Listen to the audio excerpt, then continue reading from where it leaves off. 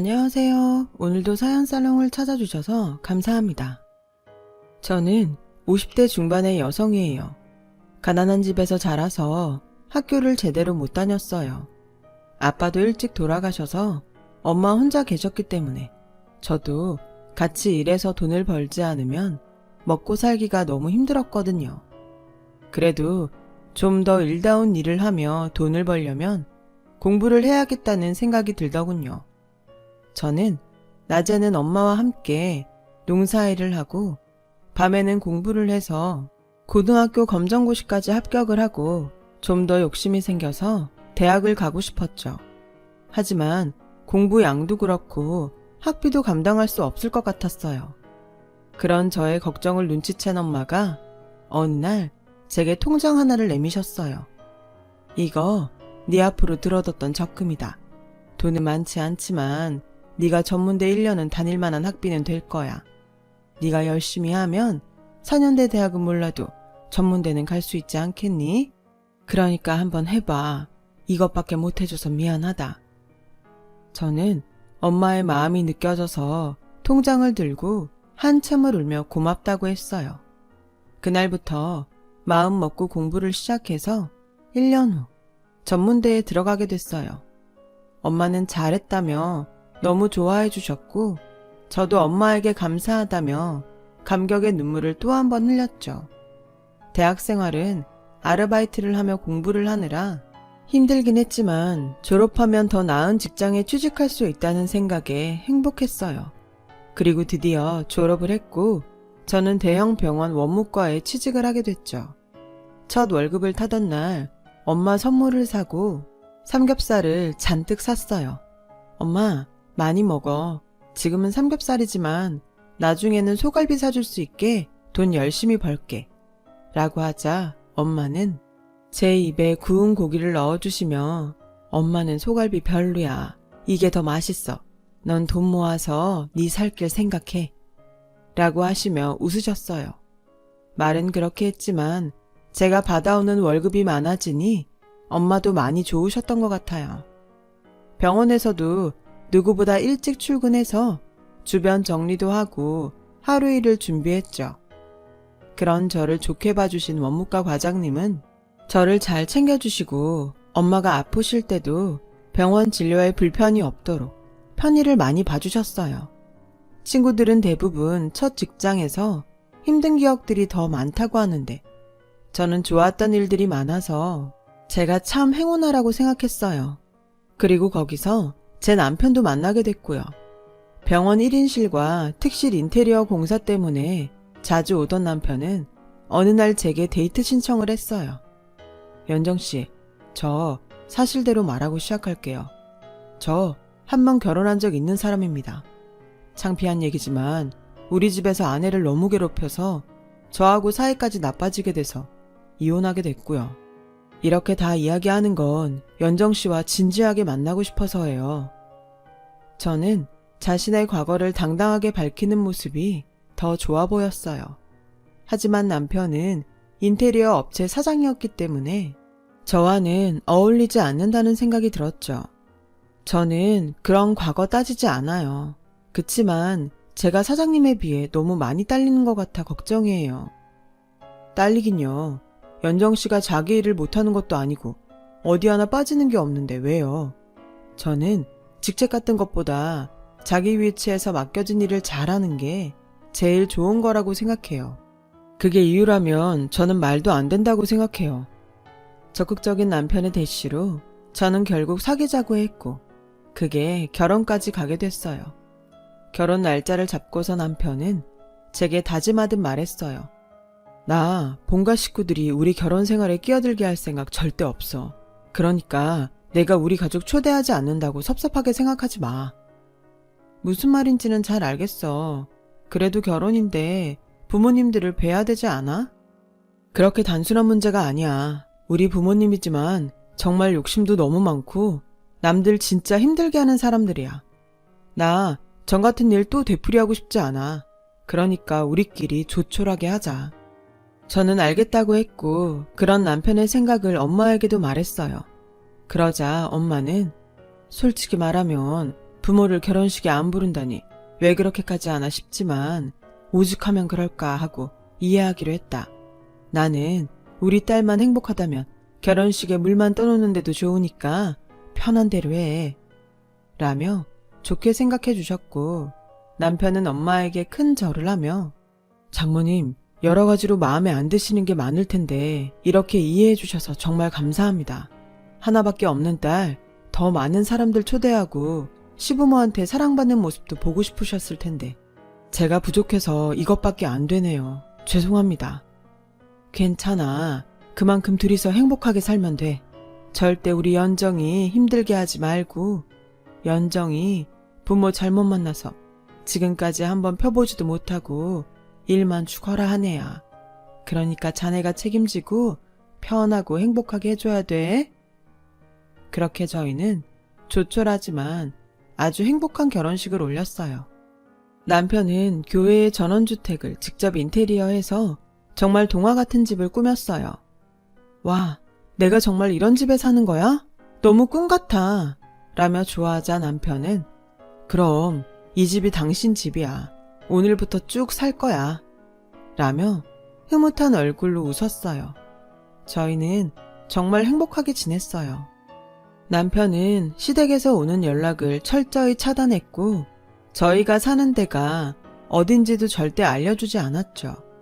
한 번인가 시어머니와 신우가 동네에 와서 저를 찾은 적이 있는데 그것도 길가에서 만난 거였어요. 시댁에서는 저희가 사는 동네까지는 알았지만 집은 알지 못했던 것 같아요. 네가 우리 아들 꼬여내서 집하고 인연 끊게 만든 그 여우냐? 라며 길거리에서 소리를 지르는데 어찌나 민망하고 놀랐는지 몰라요. 남편한테 전화를 하니 남편은 자기가 오겠다며 절대 집에 들이지 말라고 하더라고요. 제가 근처 카페라도 가자고 하니 신우는 야, 우리가 카페 나가려고 여기까지 온 줄 알아? 당장 집으로 가. 앞장서. 얼마나 잘해놓고 사나 좀 보자. 라며 다짜고짜 반말로 소리를 지르더라고요. 지나가던 사람들이 다 쳐다보고 집집마다 다 창문 열고 내다보는데 정말 너무 창피했지만 버틸 수밖에 없었어요. 집에 가는 건 제 마음대로 할 수 있는 게 아니에요. 그 사람이 근처 카페로 모시라고 했거든요. 라고 하자 두 사람은 막무가내로 저를 붙잡고 흔들며 남자 하나 완전 흘려놓고 멀리 마음대로 못해? 그걸 변명이라고 해? 얼른 가자고. 빨리 앞장서. 라고 하는데 남편이 왔어요. 그만하세요. 이게 대체 뭐 하는 짓이에요? 이런 사람들한테 내가 우리 사는데 알려줄 것 같아요? 당장 가요. 아니면 경찰에 폭력행위로 신고할 테니까. 라며 호통을 치자 그제야 제 팔을 놓고 가버렸어요. 저한테 나중에 두고 보자는 말도 있지 않았죠. 남편은 안 되겠다며 당장 집을 내놨어요. 저는 꿈에 그렸던 집을 파는 게 너무 아까웠어요. 우리 그냥 여기서 살면 안 돼? 당신이 오늘 그렇게까지 말했으니 어머니는 아가씨도 안 올 것 같은데. 당신이 몰라서 하는 소리야. 이 동네까지 찾아왔으니 다음엔 우리 집으로 올 거야. 라며 결국 집을 팔았고 저는 아쉬워하며 이사를 해야 했어요. 새로 이사한 아파트도 남편이 정성껏 꾸며서 정말 예뻤어요. 제가 너무 아쉬워하니 남편이 더 신경 쓴 것 같더라고요. 저는 그런 남편 마음 씀씀이가 너무 고마웠죠. 이렇게까지 안 해도 되는데 고마워 라고 하자 남편은 아니야, 다 우리 집 때문에 이렇게 된 거잖아. 당신만큼은 상처받게 하고 싶지 않아 라며 제 등을 쓰다듬어 줬어요. 저희는 아파트로 이사하고 1년 정도 행복한 신혼생활을 했죠. 그러던 어느 날 남편이 심각한 얼굴로 제게 의논할 게 있다고 하더군요. 그런 모습을 처음 보는 거라 굉장히 긴장했어요. 사실 이혼한 그 사람한테서 연락이 왔어. 재혼해서 뉴질랜드 가는데 남자가 아이를 싫어한다고 재현이를 데려가라고 하네. 그 사람이 보육원에서 자라서 가족이 없어. 사실 엄마랑 사는 게 낫겠다고 생각해서 데려오고 싶어도 참고 있었거든. 재현이 우리랑 같이 살면 안 될까? 그런 걸 뭘 그렇게 고민하고 그래. 당연히 데려와야지. 당신 딸이잖아. 아빠가 이렇게 있는데 그런 걔가 어디 가겠어? 내가 그것도 이해 못할까봐? 라고 하자 남편은 내 손을 꼭 잡고 고맙다는 말만 계속했어요. 그렇게 저와 남편은 딸을 데려왔어요. 딸아이한테는 엄마가 아파서 치료받으러 멀리 갔다고 했죠. 내년이면 초등학교에 들어갈 나이인 아이는 자꾸 우리 눈치를 보더군요. 재현아, 이제 여기가 네 집이고 우리 집이야. 그러니까 마음 편히 가져. 하고 싶은 거 하고 갖고 싶은 거 있으면 말해. 라고 하자 아이는 눈물을 글썽이며 고개만 끄덕였죠. 아이는 순하고 성품이 밝아서 볼수록 정이 들고 예뻤어요. 저는 상처받지 않게 조심하면서 아이를 대했고 아이도 내 마음을 알아줬는지 어느 날 제 손을 잡고 친구들에게 가서 우리 엄마야, 이쁘지? 하는데 정말 눈물이 나더군요. 저는 딸아이를 제가 낳은 것처럼 정성을 들였어요. 정말 이 아이가 어찌나 예쁘던지요. 핏줄은 아니었지만 진심으로 딸이라 생각했고 우리 딸도 그걸 알았는지 엄마 엄마 하며 세상 사랑스러운 표현을 다 했죠. 그렇게 시간이 지나 저도 아이를 갖게 되었고 연년생을 아들 둘을 낳았어요. 집에 아이들이 많아지니 갑자기 시끌벅적해지더라고요.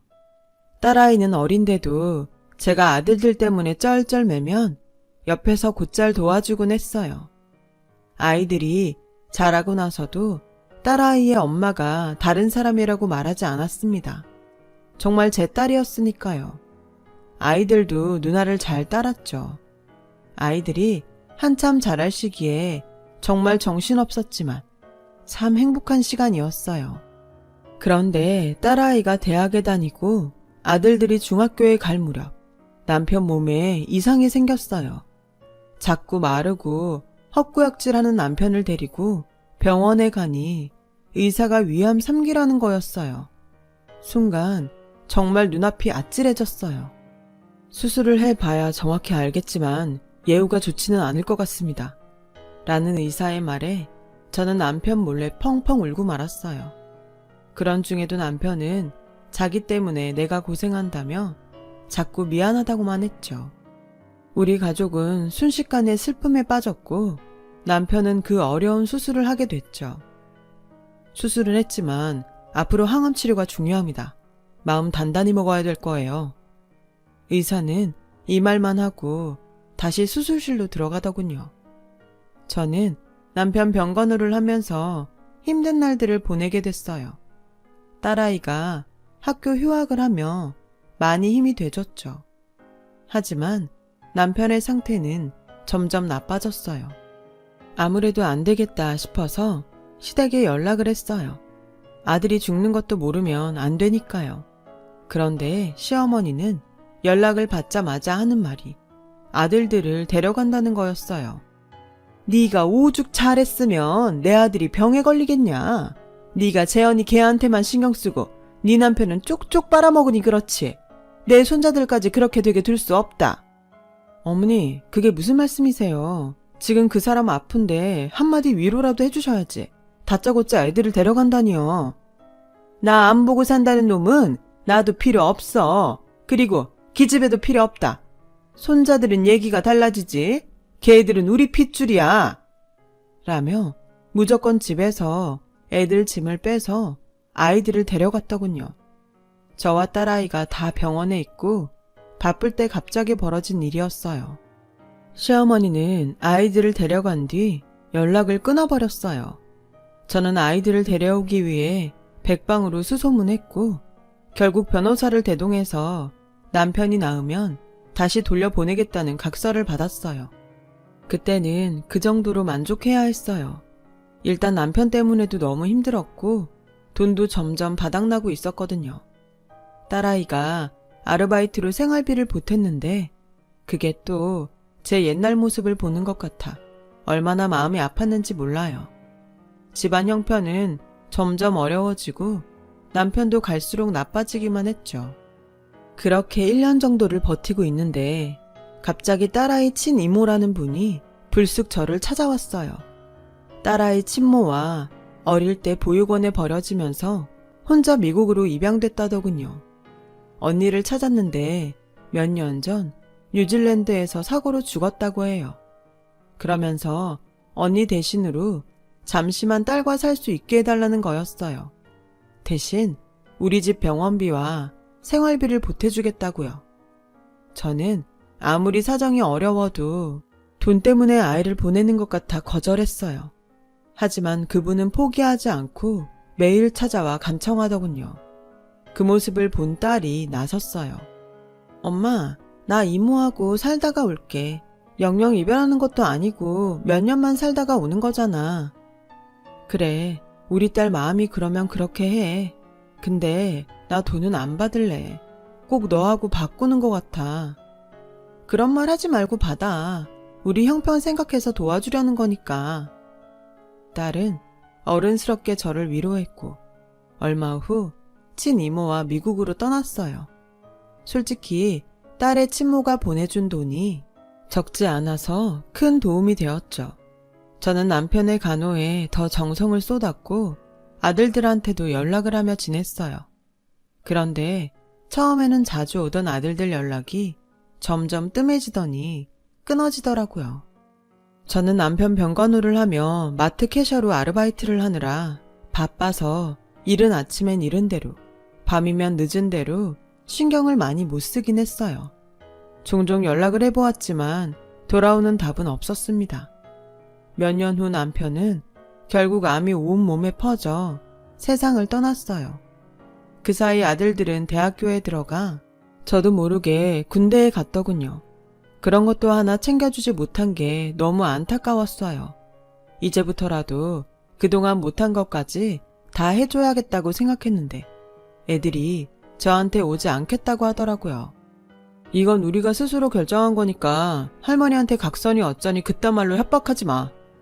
라고 큰아들이 말하자 작은 아들도 퉁명스럽게 엄마, 누나 우리 친누나 아니라며. 도망간 아빠 전부인 딸이라며.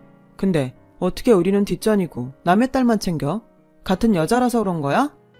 그런 말도 안 되는 소리가 어딨어. 난 너희 차별해서 키운 적 없어. 라고 하자 큰아들이 코웃음 치며 우리도 이제 알 거 다 아니까 그만해. 할머니한테 다 들었어. 엄마가 아빠 가족들하고 못 만나게 만들려고 우리도 할머니한테 맡겨놓고 나중에 데려가네 어쩌네 쇼한 거잖아.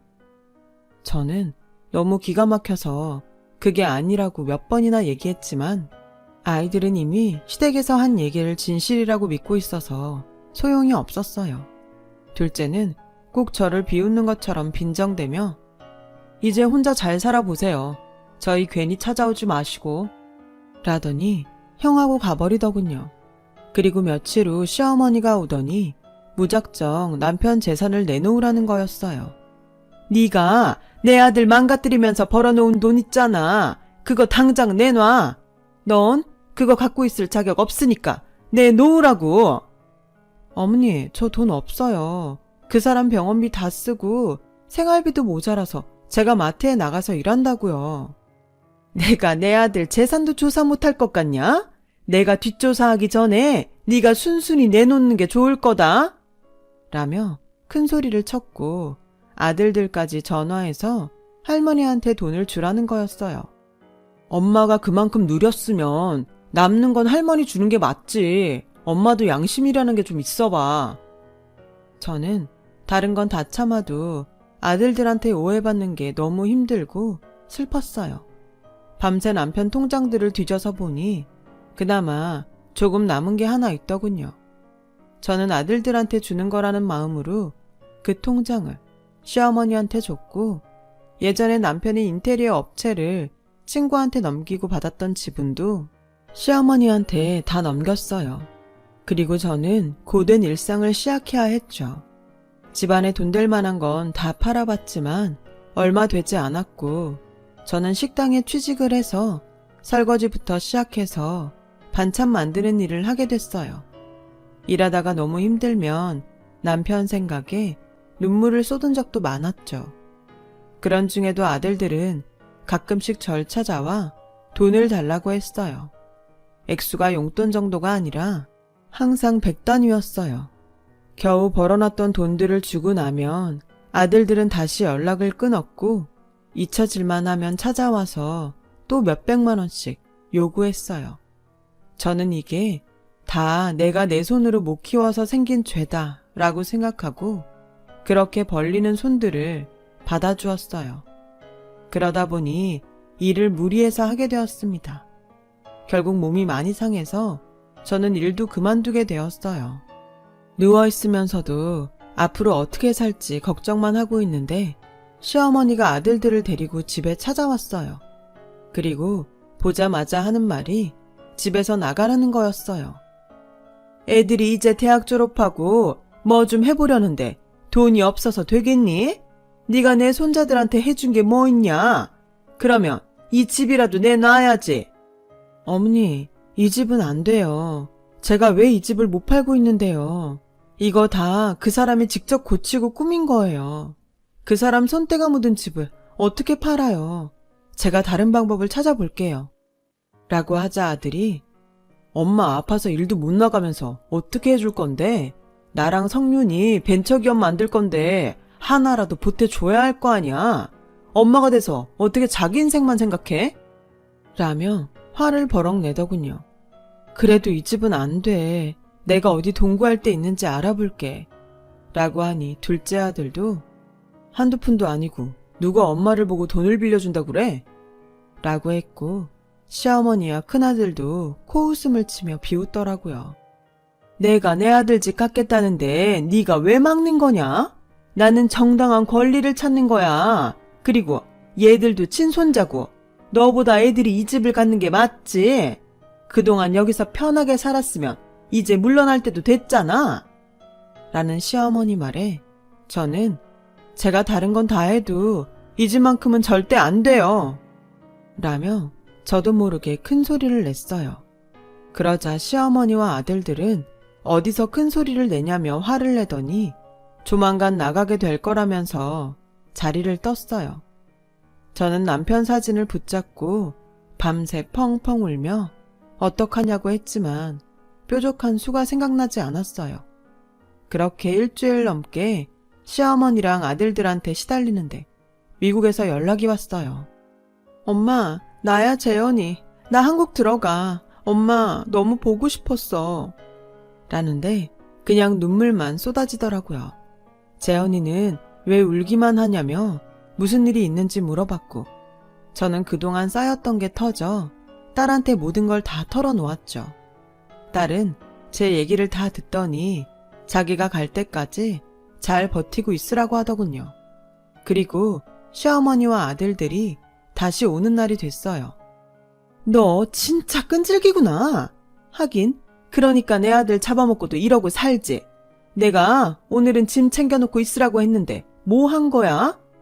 하더니 아들들한테 짐을 챙기라고 시키더라고요. 애들이 제 짐을 챙겨서 막 거실에 내다 놓는데 딸아이가 들어왔어요. 안녕하세요 할머니. 아니 저한테는 할머니도 아니죠. 이선자씨. 저는 오늘 신연정씨 법적 대리인으로 왔어요. 라며 딸의 명함을 내밀었어요. 딸은 미국에서 공부해서 국제 변호사 자격증을 땄고 한국의 대기업 법무팀에 취직을 했던 거였어요. 제가 이렇게 어려운 처지가 되자 딸이 그걸 알고 회사에 말해서 출근 날짜를 미루고 제 변호를 맡았어요. 이선자 씨는 이 집에 대해 아무 권리가 없어요. 이 집은 아빠, 김상호 씨 명의니까 상속인하고 자녀들한테 권리가 있고요. 그 권리는 배우자 1.5이고 자녀들은 각각 1인데 그동안 아들 김성진, 김성윤이 받아간 돈을 따져보면 두 아들도 이 집의 권리를 주장할 수 없는 상황입니다. 라며 아주 또박또박 조리 있게 말하더군요. 그 바람에 시어머니와 아들들은 질려서 한마디도 못하고 그냥 물러났어요. 저는 딸을 붙잡고 그동안 서름에 엉엉 울고 말았어요. 엄마, 걱정 마. 이제 내가 엄마 옆에 있을 거니까 아무 걱정 마. 그동안 공부 때문에 연락 많이 못했어. 너무 미안해. 라며 딸도 눈물을 흘렸어요. 그리고 딸은 엄청난 소식을 저한테 알려줬어요. 남편이 죽기 전 딸에게 따로 연락을 해서 맡긴 재산이 있다는 거예요. 할머니가 저러니 아빠가 미리 다 손을 써놨어. 남편은 제가 마음이 약해서 재산을 저에게 남겨봤자 어머님께 다 뺏길 줄 알고 따로 모아둔 재산을 딸이 독립할 수 있을 때가 되면 오픈하기로 유언장을 써서 맡겼다고 하더라고요. 엄마 잘 부탁한다고 하면서요. 그걸 알게 된 아들들이 다시 저를 찾아왔어요. 전하고는 태도가 많이 달라졌더군요.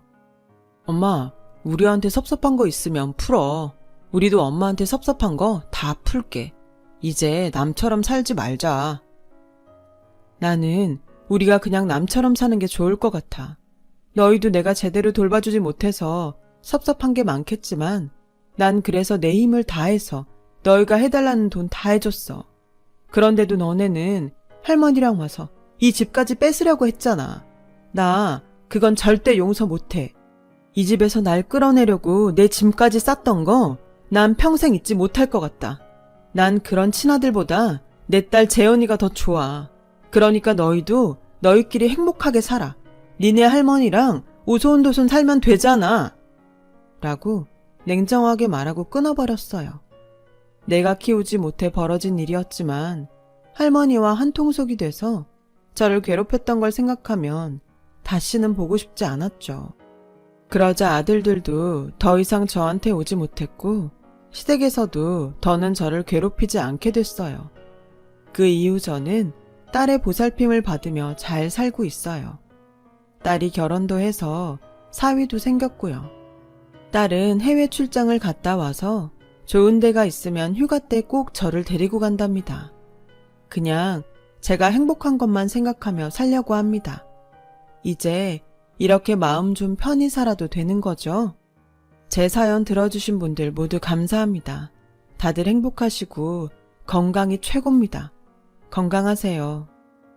여러분, 사연 댓글에 응원과 현명한 조언 부탁드려요. 좋아요와 구독은 저에게 큰 힘이 됩니다. 오늘도 좋은 일 가득하세요.